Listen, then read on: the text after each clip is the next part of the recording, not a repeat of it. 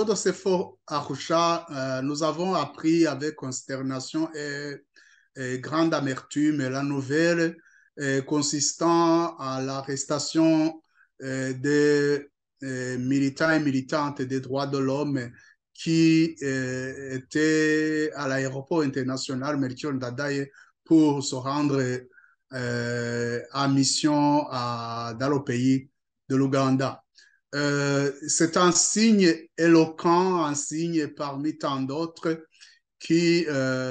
démontre à suffisance que le pouvoir de Gitega n'est pas respectueux des valeurs humaines, n'est pas respectueux des droits de l'homme. C'est vraiment dommage et nous, nous condamnons fermement cet état de fait. Cette arrestation a été faite par le service national de renseignement, un service qui dépend directement du bureau du président de la République. C'est donc un signe que la présidence de la République, c'est-à-dire le plus haut sommet de l'État, n'est pas respectueux des valeurs, n'est pas respectueux des droits humains au Burundi. C'est justement le contraire des discours que nous entendons chaque jour de la part du président de la République qui fait croire que les droits de l'homme sont respectés dans le pays, que tout va bien, que le pays est en plein développement, que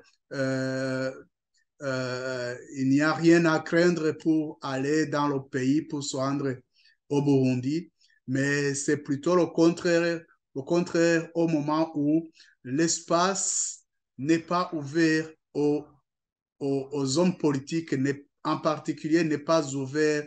aux militants des droits de l'homme qui où tout le monde est appelé à applaudir le pouvoir dans tout ce qu'il fait, que ce soit bon ou que ce soit mauvais, mais c'est considéré toujours que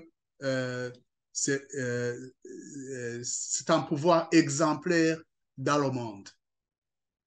Donc, au niveau de ce fort Arusha, nous pensons que cette situation est une preuve suffisante que les droits de l'homme ne sont pas respectés. Une preuve qui s'ajoute au fait que le pouvoir d'Okitega a refusé au rapporteur des Nations Unies pour les droits de l'homme d'entrer dans le pays. Donc, on veut cacher, on veut s'enfermer, on veut cacher les réalités qui prévalent sur le territoire national.